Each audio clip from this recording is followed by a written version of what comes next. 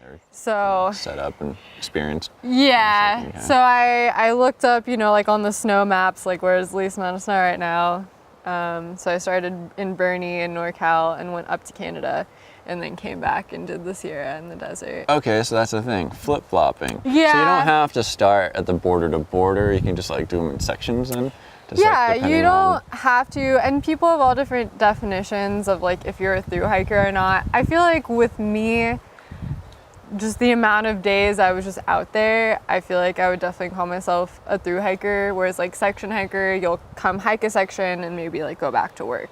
Come hike a section, go back. You know what I mean? Okay, like a weekend type of thing. Kind of like extended weekend. Whereas like this was like my life. Like for me personally, like I would love to get like the Triple Crown one day, but if I was gonna do that, I'd rehike it and go all one way. What's the Triple Crown? There's so many lingo. So much lingo. Yeah, like climbing or anything, you know.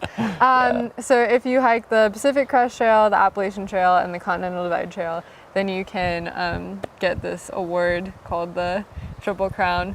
So, and that's like award. I Does, feel like somebody like hand it to you and like they literally give you like a cardboard crown and I think like your certificate, and I think you all like get together and have a meeting. Fuck yeah. I don't know, it's just like a cardboard cool crown thing. I mean, you know, like if you do like a climbing Triple Crown, you don't necessarily get like an organization to tell you. I know, but that's what I was, but like, you know, that's what I was so it's kind of cool that you, because there's nonprofits that like organize a lot of the trail stuff because it requires so much maintenance and all the permitting and everything. Like the PCTA, which is the Pacific Crest Trail organization, is the one who you get the permit from, and it's super awesome that they've organized it because you just have to get one permit for going through everything, whereas like the Continental Divide Trail, I think you even have to get a few different permits still, because it's like it's the newest trail out of all really? Of them. I never heard of the Continental Divide. I heard of the AP, the Appalachian Trail, or the AT. I'm sorry. Right? Yeah. But where's the Continental Divide at? There's like, it's a newer trail and also like a bit more of your own journey, like a bit more of a route. Whereas there's like, I think like 3 different starts and 3 different endings. So it starts like New Mexico area and ends up by Canada. You go, you know, through the Rockies and... Oh man. I haven't looked into like a ton of detail with it, but it's much more involved in like snow travel. So a lot of times you're just like taking the easy route through the snow and not following like a dirt trail, you know? And also there's a lot more wildlife, a lot more large wildlife like grizzlies and things like that. So like I'd want to do that one with a partner. It's like the last monsters like in the world. moose and stuff like that. Has a moose ever killed anyone before? On the PCT? Just like anywhere. Anywhere? I'm sure there have. Well, yes, like, anywhere. Like, moose are fucking aggressive. I met one person who saw a moose in Washington, near Harts Pass. And they're aggressive? But they're pretty... Yeah, moose are known to be super aggressive, like very territorial. Probably like more aggressive than grizzlies, but like, you know, moose. I would probably rather run into a grizzly than a moose. What? Yeah. I've seen this clip. So every time I think of a grizzly bear, I think of this Facebook clip, and he like Facebook lived it. He just got attacked by a grizzly. He was like fucking stumbled out of the bush. He was like, I just survived a grizzly bear attack. What? And he was like lacerated that was his first thought? Not to like get the fuck out of the area? He was getting out, but he was like Facebook living it. But he was like he showed his arm, and it was just like his fucking arm was ripped open. You can see inside it. His face was lacerated, and the first thing he said, he was like, "Yeah, bear mace didn't work. It doesn't always work." It's like, no, it doesn't. I was like, "Fuck," and he was fucked up. Yeah. So now you're telling me that moose are more dangerous than grizzly bears? Well, I feel like grizzly bears are very territorial, and they want to, defend their territory. So your tactic is to just like curl up in a ball, put your hands around your neck, and just like lay completely flat on the ground, and that kind of like neutralizes any threat. Okay. It's very rare that they actually like hunt you, which would be different. Yeah, it's usually just that they're like, you're in my territory, like I'm gonna come after you. And if they're hunting and you're on the floor. They'll probably still attack you, yeah. But I like don't give a fuck. I'm hungry. Yeah, no, that's pretty rare though. Whereas I feel like moose, if you lay on the ground, they're probably just gonna trample you. Hook to the face. Yeah, because they're super territorial as well. Okay. That's gnarly. I don't know. Do you know anyone that brings guns?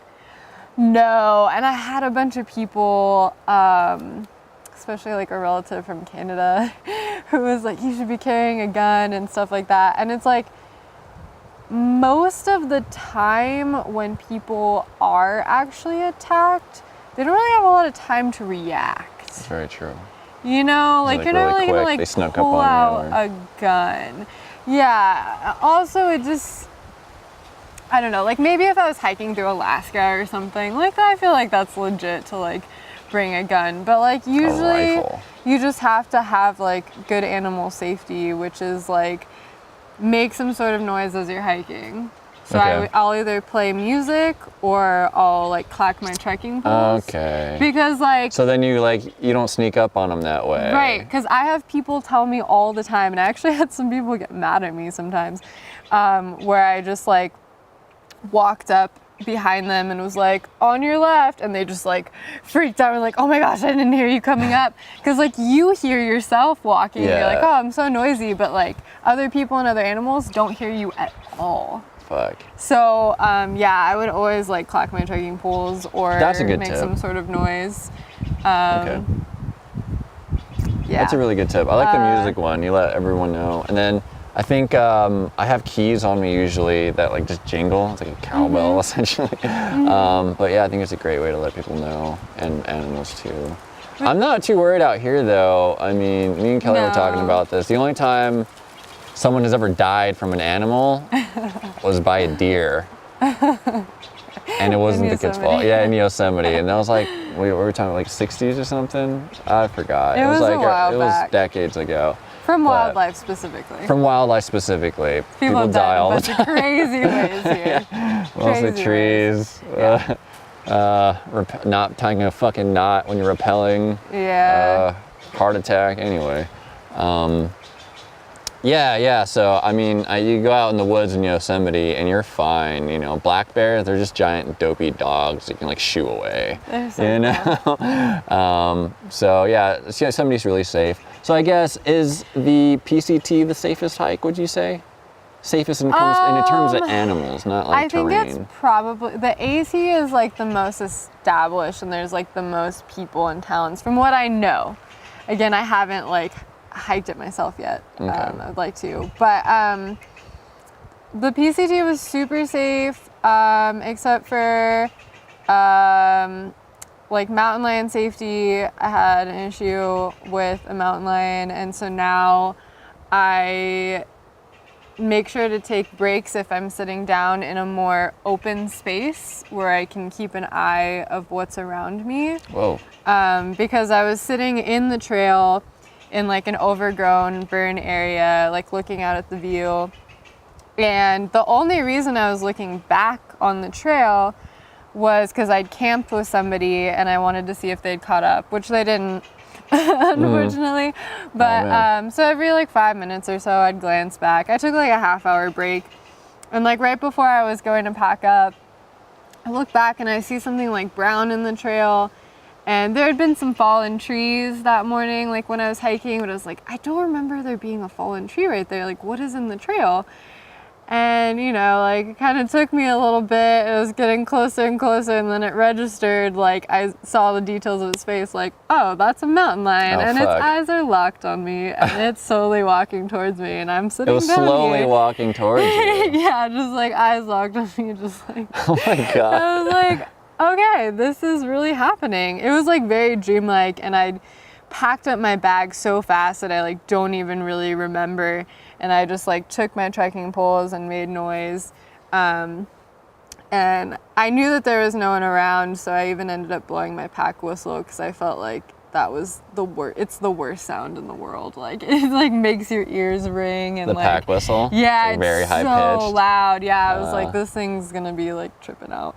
And I didn't see it again. Like, you know, it's true. You just have to make yourself big and make noise. But So just as for like preventing mountain lions stalking you, just to like not appear small or like you are prey. So you didn't blow the whistle? No, I did. Oh, you did blow the whistle. I did, okay, but okay. after, you know, initially I banged my trekking poles because that was like right there in front of me, like the first thing I could do. You think if you didn't have a whistle or anything to make noise, if you did nothing, do you think he would have attacked you? I feel that way, yeah. Really? Yeah, because I hadn't been looking and it was just like creeping up to the side of me. Like, I don't know, I guess it could have just like looked at me and like kept going. But its eyes were definitely locked on me. And creeping up towards you. Yeah. Has anyone been attacked by a mountain lion that you know of on the PCT? Not for a while. I think maybe like 5 years ago there was one attack and they had some sort of like small knife with them. And they were fine. So they were attacked. It was like and, two people. Like stabbed a mountain lion? Is that what happened? That's what I'm picturing right now. I think so. I think it just like, I don't think it actually did anything. I think it just stunned it. There's hardly any attacks ever. Okay. It's just like knowing how to react so that it doesn't happen ever. Right. Like, let's keep it that way. Right. And the preventive measures, like you're saying, being in an open space and you're hanging out instead of like somewhere where you can creep up and.